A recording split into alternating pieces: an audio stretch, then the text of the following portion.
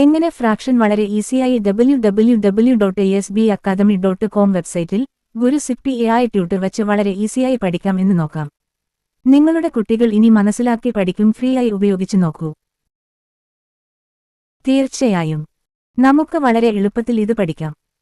ഒരു മുഴുവൻ സാധനത്തെ തുല്യമായ കഷണങ്ങളാക്കി മാറ്റുന്നതിനെയാണ് നമ്മൾ ഫ്രാക്ഷൻസ് എന്ന് വിളിക്കുന്നത്. ഉദാഹരണത്തിന്, നിന്റെ കയ്യിൽ ഒരു വലിയ പീറ്റ്സ ഉണ്ടെന്ന് വിചാരിക്കുക. നീ ആ പിസ്സയെ 4 തുല്യ ഭാഗങ്ങളായി മുറിച്ചു. അതിൽ നിന്ന് ഒരു കഷണം നീ എടുത്തു. ഇതിനെ നമുക്ക് ഗണിതത്തിൽ 1/4 എന്ന് എഴുതാം. അതായത് 4ൽ 1 ഭാഗം നീ എടുത്തു എന്ന് അർത്ഥം. ഇവിടെ താഴെ എഴുതിയ 4 എന്നത് ആകെയുള്ള കഷണങ്ങളുടെ എണ്ണവും മുകളിൽ എഴുതിയ 1 എന്നത് നീ എടുത്ത കഷണവുമാണ്.